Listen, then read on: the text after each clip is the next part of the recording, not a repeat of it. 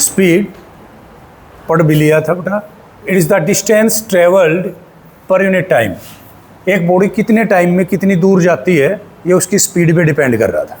That is speed, we से represent करेंगे बेटा distance travelled by time taken, that is S by T, यूँ भी लिख देंगे। It can never be negative, speed negative नहीं हो सकती बेटा, क्योंकि ना तो डिस्टेंस नेगेटिव हो सकता ना टाइम नेगेटिव हो सकता, तो none of them can be negative, so speed also can never be negative. It is measured by speedometer. Speedometer से जो स्पीड मेजर की जाती है बेटा वो सिर्फ इंस्टेंटेनियस स्पीड होती है, we can not measure the average speed. ठीक है, स्पीडोमीटर एवरेज स्पीड नहीं बता रहा हमें, सिर्फ इंस्टेंटेनियस। इंस्टेंटेनियस का मतलब होता है at any given particular instant of time, जिस टाइम पे बॉडी चल रही है आपने उसी टाइम पे पूछा कितनी स्पीड है उसके बारे में बात करेगा। It's dimension formula m0L1t-1, SI unit metre per second. 4 तरह की स्पीड है बेटा, that is uniform speed. Uniform speed बेटा अगर एक बॉडी इक्वल डिस्टेंस ट्रेवल कर रही है इक्वल इंटरवल ऑफ टाइम पे, तो हम कह देंगे कि इसकी जो स्पीड है वो यूनिफॉर्म है या कांस्टेंट है। इसी का दूसरा नाम है constant speed, it is also called constant speed. Constant speed कब बन रही है बता दिया, बॉडी इक्वल डिस्टेंस ट्रेवल कर रही है हर इक्वल इंटरवल ऑफ टाइम में। मान लिया आप एग्जांपल लें कि हर 5 मिनट में वो 2 किलोमीटर जा रही है, अगले 5 मिनट में फिर 2 किलोमीटर एंड सो ऑन, तो हम कह देंगे उसकी स्पीड कैसी है, यूनिफॉर्म है। नॉन यूनिफॉर्म या variable speed, if an object cover unequal distances in equal interval of time and vice versa. Vice versa का मतलब है बेटा equal distances in unequal interval of time और unequal distances in unequal interval of time. हर बार अलग अलग time में अलग अलग डिस्टेंस ट्रेवल कर रही है, उसको हम कह देंगे नॉन यूनिफॉर्म स्पीड और वेरिएबल स्पीड। रूटीन में हम सबसे ज़्यादा नॉन यूनिफॉर्म स्पीड से या वेरिएबल स्पीड से मूव ऑन करते हैं। बेटा स्पीड की डायरेक्शन नहीं होती, नॉन यूनिफॉर्म की कैसे होगी, स्केलर क्वांटिटी है, लिखवाया तो था ऊपर। नेक्स्ट लिखेंगे बेटा इंस्टेंटेनियस स्पीड। इंस्टेंटेनियस स्पीड का मतलब है बेटे जो अभी हमने बताया था, ओडोमीटर इसी को रीड आउट करता है। ओडोमीटर इंस्टेंटेनियस स्पीड को ही रीड आउट करता है। If an object is travelling with variable speed, एक ऑब्जेक्ट अगर वेरिएबल स्पीड से चल रहा है तो किसी भी गिवन इंस्टेंट ऑफ टाइम पे इसकी जो स्पीड होगी वो इंस्टेंटेनियस स्पीड होगी। अगर यूनिफॉर्म है तो हर जगह अपने आप इंस्टेंटेनियस वही होगी, नॉन यूनिफॉर्म है तो अलग अलग जगह अलग अलग होगी। किस टाइम पे कितनी है उसी का नाम है instantaneous speed. Formulation wise V को लिखते हैं बेटा लिमिट, मैथ में आया होगा ये, लिमिट फंक्शन से सेकंड चैप्टर है +1 में। Limit delta T tends to 0, कोई बात नहीं बेटा आ जाएगा। Limit delta T tends to 0 का मतलब है जब टाइम की वैल्यू बहुत कम लेना है, टाइम इंटरवल बहुत कम लेना है, delta S by delta T और D S by D T, ये डिफ्रेंसिएशन होता है, डिस्कस करेंगे। एवरेज स्पीड बेटा the ratio of the total distance travelled by the body to the total time taken. Body कुल कितना चली और कितने टाइम में चली उसी को आपने डिवाइड कर दिया एवरेज स्पीड आगे। जब भी हम एक दूसरे को बताते हैं कि स्पीड से आए गए तो रूटीन में हम या फार्मूलेशन वाइज जो कैलकुलेशन करते हैं वो एवरेज स्पीड की करते हैं। यूज भी 99% हर जगह कहाँ क्या वैल्यू होती है, एवरेज स्पीड होती है कि कहाँ पे क्या हो रहा है। अब ये कह रहा है +1 में 2-3 चीज़ें आपकी अब चेंज होंगी। मैंने फार्मूला तो दे दिया बेटा इसने डिस्टेंस बाय टाइम, पर जब न्यूमेरिकल काउंटर करेगा आपसे तो वो आपको डिस्टेंस बताएगा ही नहीं। जैसे एक एग्जांपल मैं दूं कि a bus is moving from Rohtak to Delhi, Rohtak से दिल्ली गई with a speed of 60 kilometre per hour and comes back Delhi to Rohtak with a speed of 40 kilometre per hour. What is the average speed of the bus? Average speed बताओ ना, तो यूँ बताया रोहतक से दिल्ली कितनी दूर था, ना टाइम बताया, तो ना तो डिस्टेंस दिया ना टाइम दिया और एवरेज स्पीड पूछ ली। तो ऐसे सिचुएशंस में 2-3 ये केस हो सकते हैं, इनको डिस्कस करेंगे हम, उनको शॉर्टकट सहजे याद कर लेंगे ताकि वो हमारे न्यूमेरिकल में आसान हो जाए। वो शॉर्टकट आए कैसे वो भी डिस्कस कर लेते हैं। ये अगर है ना बेटा देखेंगे एक बार। एवरेज स्पीड के लिए बेटा 2 केस होंगे मैन। पहला, if S1 S2 Sn be the distance travelled by body in time interval T1 T2 Tn respectively. तो टोटल फार्मूला तो क्या बनेगा बेटा एवरेज स्पीड का, total distance by total time taken. ये कह रहे हैं एक बॉडी मूव ऑन कर रही थी, पहला डिस्टेंस ट्रेवल किया उसने S1 यहाँ से यहाँ तक, T1 गई, फिर S2, T2 गई, फिर S3 and so on SN TN। तो टोटल कितना डिस्टेंस ट्रेवल किया? S1 plus S2 plus SN, total time T1 plus T2 and so on TN। ये तो था बेसिक फार्मूला। अब अगर हमारे पास डिस्टेंस या टाइम नहीं दे रखा तो क्या करना है? तो कह रहा है दो फेमस से केस थे जो हमने डेफिनेशन लिखी, equal distance unequal time, unequal distance equal time. पहला केस इसने लिया, if a particle travel distance is S1 S2 S3 with speed V1 V2 V3 then putting the value of T1 T2 T3 we get. ये value क्यों put करी है वो ध्यान करेंगे बेटा एक बार।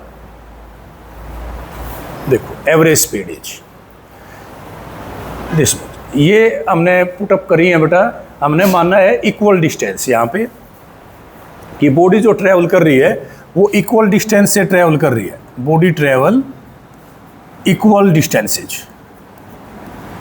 शॉर्टकट कैलकुलेट करने के लिए हमें क्या करना है, जो चीज़ अनइक्वल है ना उसे हटा देना है। अनइक्वल टाइम है तो टाइम को हटाया। आपको पता है बेटा डिस्टेंस का फार्मूला क्या था? स्पीड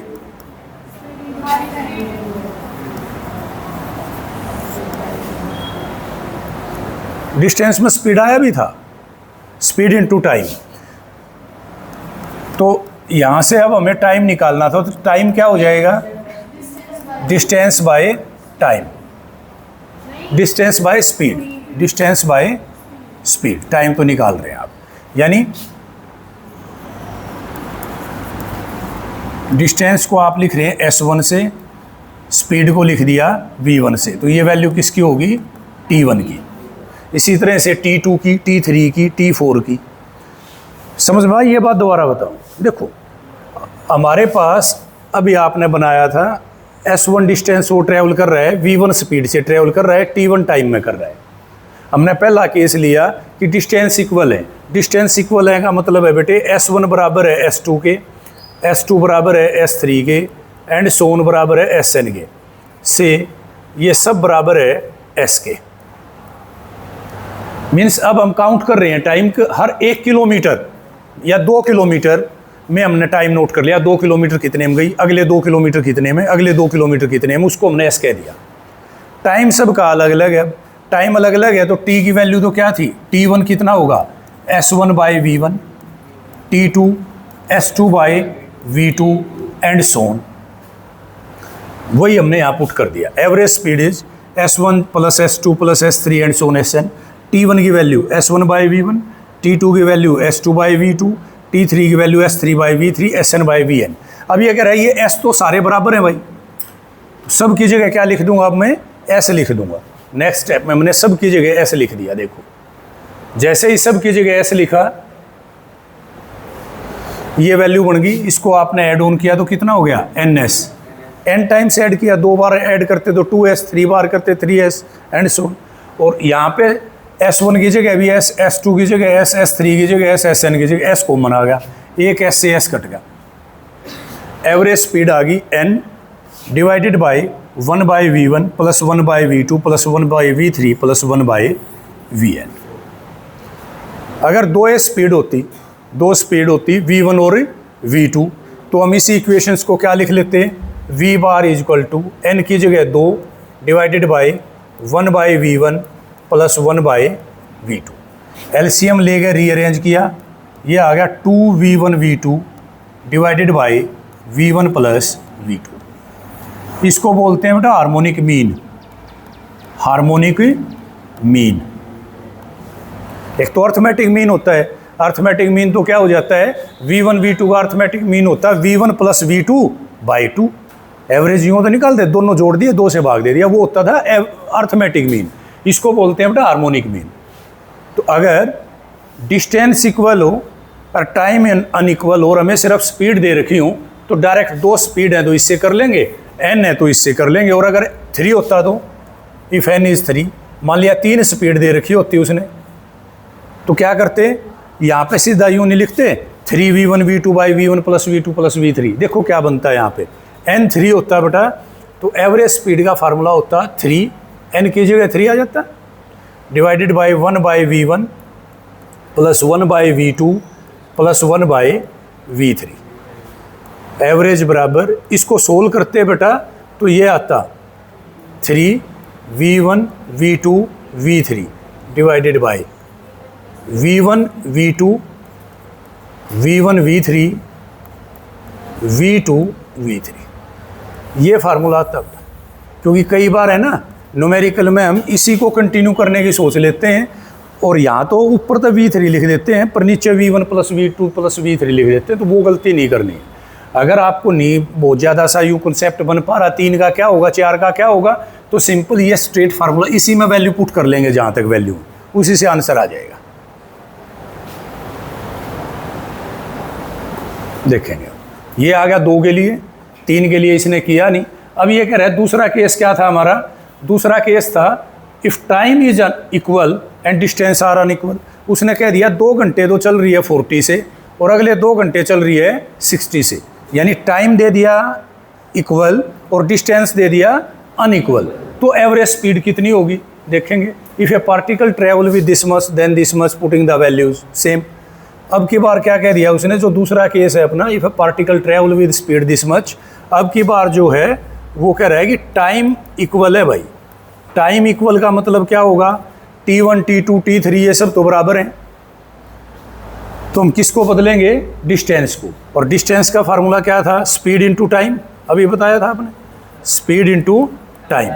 तो पहला डिस्टेंस कितना होगा, S1 V1 T1 S2 V2 T2 and सोन, सब की वैल्यू थी यहाँ पुट करी। एवरेज स्पीड होगी, फार्मूला था अपना S1 plus S2 plus S3 plus Sn। S1 की वैल्यू V1 T1, S2 की वैल्यू Sn की value divided by this much. अब ये कह रहा है टाइम तो इक्वल है, टाइम इक्वल है तो T1 की वैल्यू भी T, T2 की भी T, T3 की भी T, Tn की भी T पुट कर दिया। T plus T plus T plus T NT, देखिए क्या बन गया,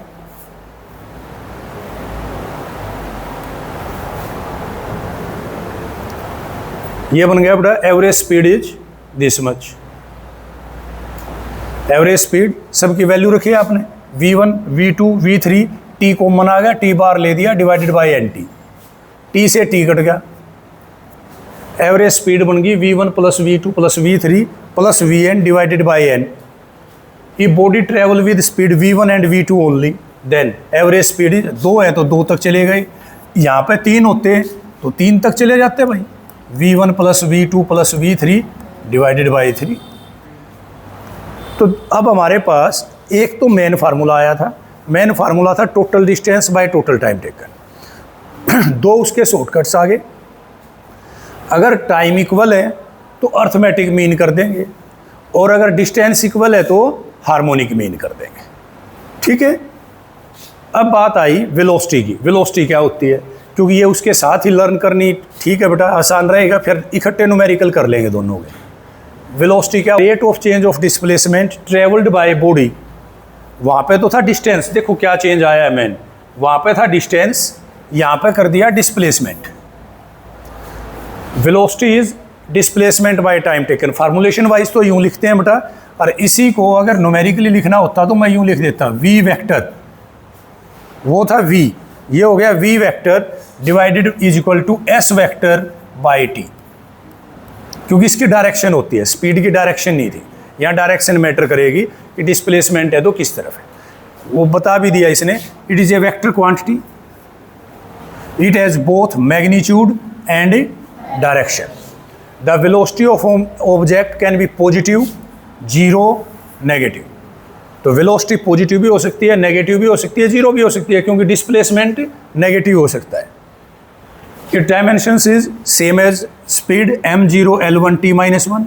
स्पीड हमेशा या तो वेलोसिटी से ज़्यादा होगी या इक्वल होगी, सेम। स्पीड था डिस्टेंस बाय टाइम, वेलोसिटी है डिस्प्लेसमेंट बाय टाइम।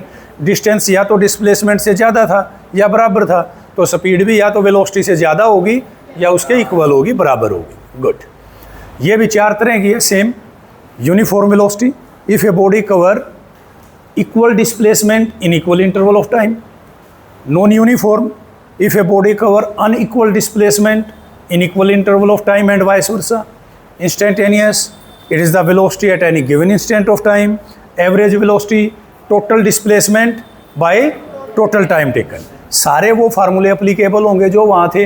अब इसके बेस पे ये न्यूमेरिकल आ गया, जैसे अपने पास ये एक न्यूमेरिकल मैं करवा रहा हूँ, समझेंगे, फिर नेक्स्ट न्यूमेरिकल आप करेंगे। दिया था इसने ए से बी कह दिया, a bus is moving from A to B with 40 kilometre per hour, B to A 60 kilometre per hour, find the average speed and velocity of the bus. ये बताओ एवरेज स्पीड कितनी होगी बस की और वेलोसिटी कितनी होगी। देखो बेटा, बस गई ए पर थी, इस पॉइंट का नाम मैंने ये रख लिया, ए से गई बेटा बी पे, किस स्पीड से जा रही है? Very good, 40 kilometre per our. अब हमें ये नहीं पता ए से बी कितनी दूर है। बी पे पहुंची बेटा, बी से वापस आ गई 60 किलोमीटर पर आवर, ए पर वापस आ गई। यानी हमारे पास दो स्पीड है भाई, V1 40, V2 60। केस है ये इक्वल डिस्टेंस का, इक्वल डिस्टेंस का, इक्वल डिस्टेंस का है तो एवरेज स्पीड क्या होगी? अभी हमने पढ़ा था average speed equal distance. Equal distance में दो ही स्पीड हैं तो 2v1 v2 divided by v1 plus v2, direct put कर दिया। 2 into 40 into 60 divided by 40 plus 60, that becomes 48 kilometre per our. ये एवरेज स्पीड आ गई बेटा। अब वो कह रहा है what is the average velocity. ध्यान करें बेटा, एवरेज वेलोसिटी क्या होगी? बेटा एवरेज वेलोसिटी की जब बात करी तो हेयर डिस्प्लेसमेंट कितना है? 0। ए से चली थी और लौट के ए पे आ गई तो एवरेज वेलोसिटी कितनी होगी? 0। दैट्स इट, ये न्यूमेरिकल था। देखो बेटा वो हो गया, ये आसान है, आपने कर लिया होगा। A bus is moving from A to B. अब की बार क्या हो रहा है? ए पे बस है, बी पे जा रही है। ए बेटा फिर बता दूं, अब की बार ये कह रहा है half the time, half the time, half the time with 60 and next half with 40। यानी ए से बी पे जा रही है बस अपनी, ए से बी पे जा रही है 40 से, अब बी से ए पे नहीं आ रही, आधा टाइम 40 से आधा टाइम 60 पे। यानी इस केस में अब की बार क्या है? टाइम इक्वल है, सिर्फ टाइम इक्वल है। उस केस में डिस्टेंस इक्वल था। जितना भी टाइम लग रहा है total, may be 2 hour 3 hour, जो भी टाइम वो लग रहा था, वो कह रहा है हाफ टाइम वो जा रहा है 40 से, हाफ टाइम जा रहा है 60 से, और स्ट्रेट जा रहा है। तो एवरेज स्पीड होगी अब की बार v1 plus v2 by 2, that is 50। और क्योंकि सिर्फ जा रहा है तो डिस्टेंस और डिस्प्लेसमेंट इक्वल हैं, जो एवरेज स्पीड है वही एवरेज वेलोसिटी होगी। Average speed 50, average velocity 50। पहले में एवरेज स्पीड 48 थी, एवरेज स्पीड 0 थी, हाँ सॉरी, एवरेज वेलोसिटी 0 थी, एवरेज स्पीड 48 थी। देखेंगे इसी तरह से दो न्यूमेरिकल हो रहे बेटा। एक कार ट्रैवलिंग, एक आप ट्राई करेंगे, एक मैं करवा देता हूँ। एक कार ट्रैवलिंग अलोंग ए स्ट्रेट लाइन, 5th 6th में से एक मैं करवा दूंगा, जैसा भी आपका। एक car travelling along A straight line and cover 1/2 of total distance with a velocity of 10 meter per second. The remaining part of distance was covered with 12 meter per second half the time and 16 meter per second next half time. Find the average speed and velocity of the car. 5th मैं करवा रहा हूँ, 6th आप try करेंगे। देखेंगे एक बार।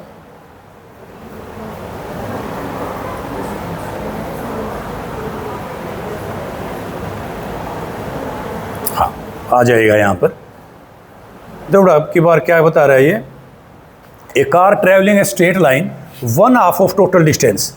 एक car है, ए से चलना शुरू करती है बेटा वो, और ए से चली गई बेटा वो बी पर। वो कह रहा है ए से बी का जो हाफ डिस्टेंस है ना, and cover half of total distance. मान लिया टोटल डिस्टेंस है 2s, एस नहीं माना मैंने, जानबूझ कर 2s मान लिया ताकि हमारे समझ में आ जाए। अगर अब मैं हाफ करूँ तो हाफ का मतलब हो गया s। इस पॉइंट को मैंने c कह दिया। a से c का डिस्टेंस है s डिस्टेंस तक उसकी वेलोसिटी है बेटा 10 metre per second. The remaining part, अब रिमेनिंग पार्ट फिर s रहेगा c से b। Cover half the time. अब जब वो सी से बी की बात कर रहा है तो वो इक्वल टाइम की बात कर रहा है, half time, equal time. Equal time में वो कह रहा है दो वेलोसिटी उसने दी 12 एंड 16। हाफ द जो रेस्ट हाफ बचा, यानी पहले हम डिस्कस करेंगे बेटा from C to B, from C to B. C से बी की एवरेज स्पीड कितनी है? सी से बी जब जा रहा है तो वो कह रहा है it is the case of equal time. तो एवरेज स्पीड कितनी होगी? 12 plus 16 by 2, 14 metre per second. अब एक तरह से ये नया न्यूमेरिकल बन गया मेरे लिए। क्या बना नया न्यूमेरिकल? अब वो कह रहा है कि वो जा रहा है ए से बी पर। फिर से मैंने वही लिया, ए से बी पे गया, बीच में एक पॉइंट सी था। ए से सी तक तो वो जा रहा है बेटा 10 मीटर पर सेकेंड, और सी से बी वो जा रहा है 14 मीटर पर सेकेंड। जितना डिस्टेंस ए से सी का है उतना ही डिस्टेंस सी से बी का है। So it is the case of equal distance. Equal distance का केस है, इक्वल डिस्टेंस का केस है फ्रॉम ए टू बी। अब वो बात कर रहे हैं ए टू बी की, ए टू बी की। ए टू बी के बीच में दो वेलोसिटी आ रही हैं, एक 10 एक 14। तो एवरेज वेलोसिटी बेटा या average speed 2v1 v2 divided by v1 plus v2। अभी यूज करी थी अपन, जो एवरेज स्पीड थी यहाँ उसका फार्मूला था 2v1 v2 divided by v1 plus v2। That is 2 into 10 into 14 by 24।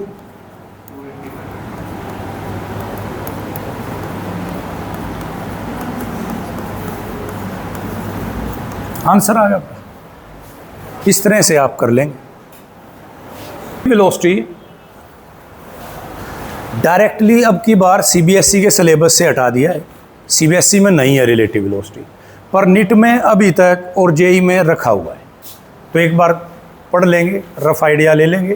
Topic आसान है। Relative velocity, it is the velocity of a body with respect to another body, और it is defined as the rate of change of relative displacement between two bodies.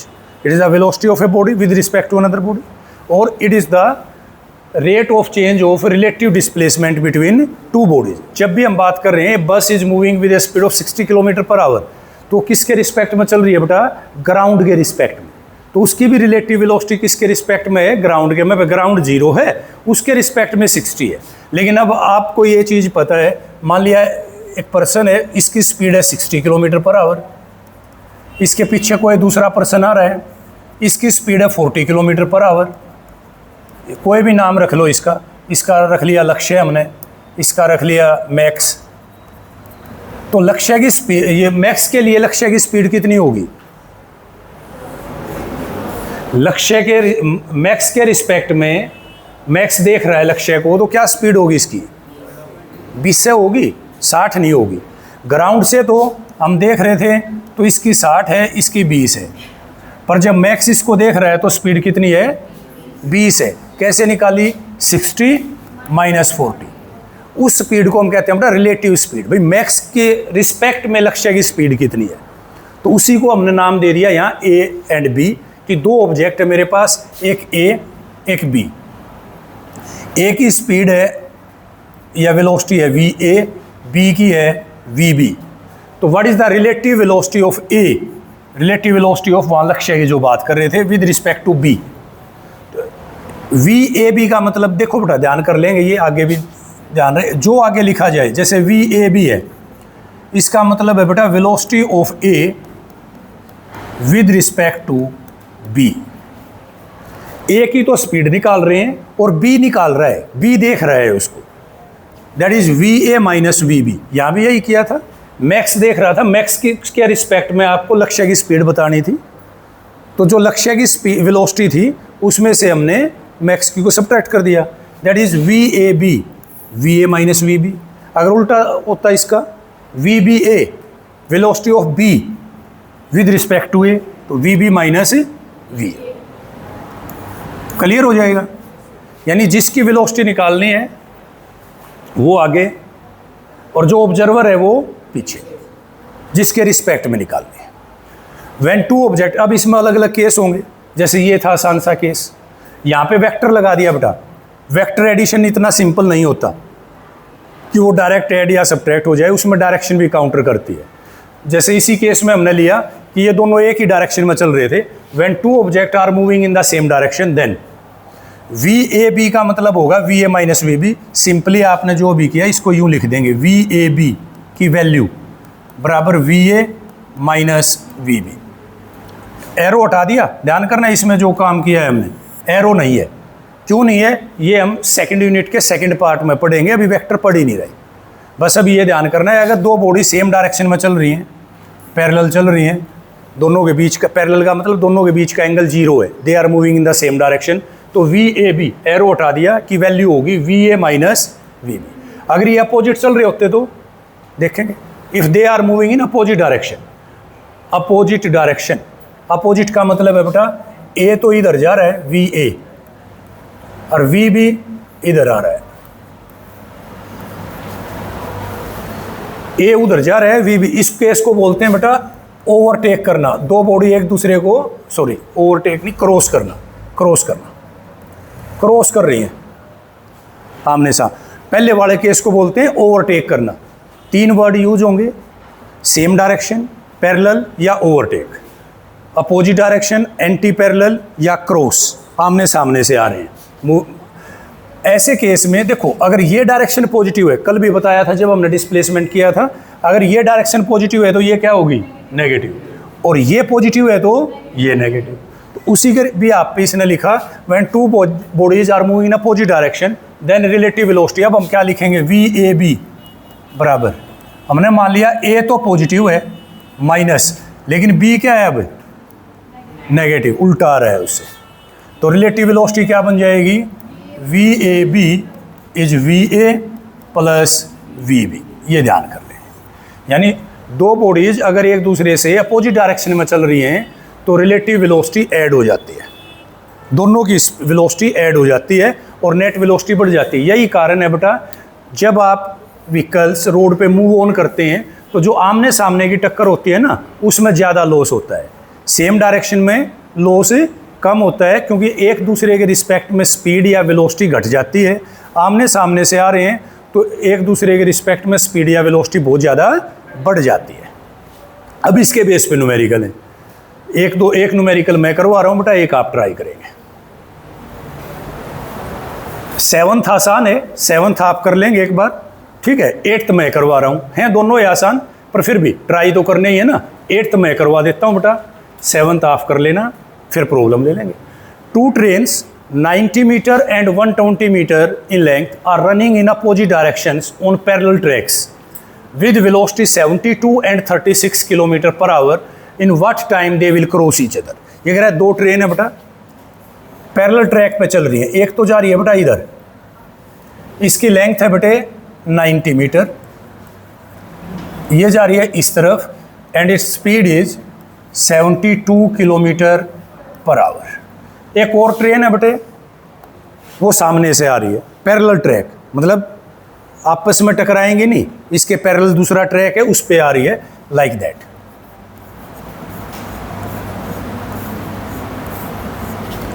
और इस तरफ आ रही है, उसकी speed, उसकी लेंथ है बेटा 120 मीटर और बेटा उसकी स्पीड है 36 किलोमीटर पर आवर। ये अगर आप बताओ कितने टाइम में वो क्रॉस कर देंगे। अब इसने ये नहीं बताया उनके बीच में इनिशियल गैप कितना है, तो हम भी इनिशियल गैप नहीं मानेंगे। हम कहाँ से मानेंगे कि वो बिल्कुल क्रॉसिंग पे हैं, यहाँ पहुँच चुकी हैं, यहाँ पहुँच चुकी है, मतलब ये ट्रेन यहाँ आ चुकी थी। अब बताओ अब कब क्रॉस करेंगे बेटा, जब ये वाली टीपी से मैच कर जाएगी, जब ये पॉइंट यहाँ पे पहुँचेगा तब वो क्रॉस कर जाएंगे। यानी टोटल डिस्टेंस कितना कवर करना है दोनों को मिलके, उसको रिलेटिव डिस्प्लेसमेंट भी कह देते हैं, 90 प्लस 120। दोनों ने मिलके, जब दोनों मिलके इतना डिस्टेंस ट्रैवल कर देंगी तो वो एक दूसरे को क्रॉस कर जाएंगी। दोनों की वेलोसिटी कितनी है,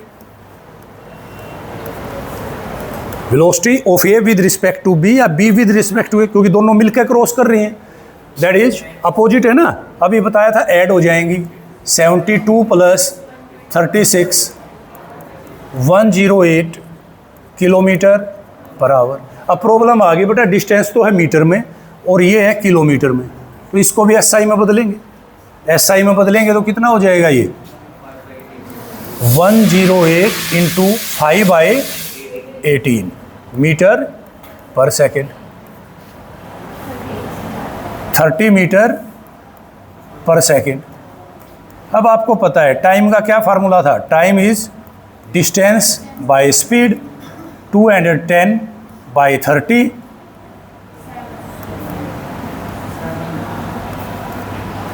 7 सेकेंड, यानी वो दोनों ट्रेन एक दूसरे को 7 सेकेंड में क्रॉस कर जाएंगे बेटा। इस तरह से आपको रिलेटिव वेलोसिटी इन 1D, ये रिलेटिव वेलोसिटी का सिंपलेस्ट केस है जहाँ पे हम ये मान रहे हैं कि बॉडी सिर्फ स्ट्रेट लाइन में चल रही है, प्लेन में नहीं चल रही। एक एक्स में है तो दूसरी भी एक्स में ही है, तो उसके न्यूमेरिकल ये दे रखे हैं, ये एक बार हम ट्राई करेंगे। समझ में आ गया ना। चल अब आप 7th या 9th कोई एक आपने कर लिया होगा मोस्ट प्रोबेबली। 7th आसान क्यों था वो देखें, इसमें एक ही चीज़ दे रखी थी, a jet travelling with the speed of 500 kilometre per hour emits its products at the speed of 1500 km per hour relative to the jet plane. What is the speed of the latter one with respect to observer on the ground? ये क्या रहा बेटा, एक aeroplane है, कोई jet है, वो आगे जा रहा है, यहाँ पे कोई ऑब्जर्वर है, वो उसे देख रहा है भाई क्या हो रहा है इसमें। अब इसमें साथ में क्या हो रहा है, ये कह रहा है कि वो गैस रिलीज कर रहा है।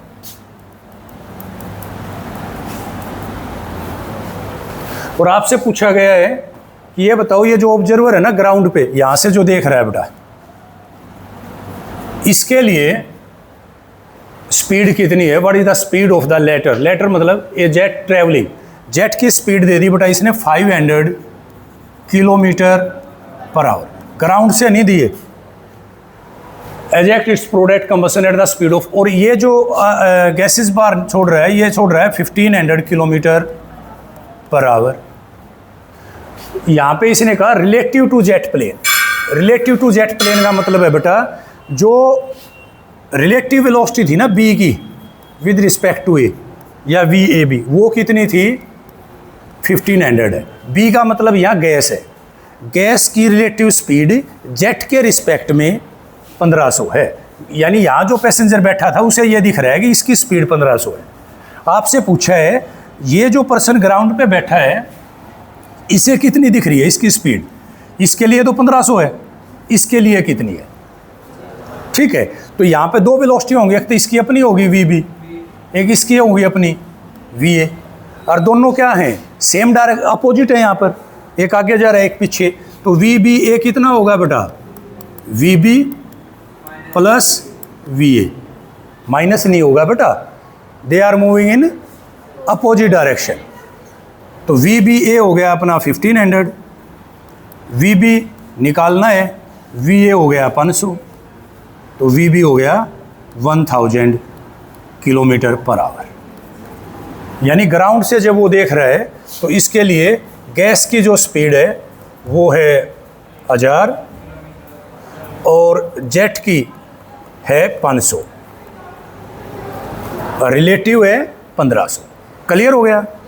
इस तरह से बेटा इसके आगे 3 न्यूमेरिकल और दे रखे हैं हमने, ये तीनों आप कल ट्राई करके लेके आएंगे। ये 9, 10, 11, 12 चारों, ठीक है।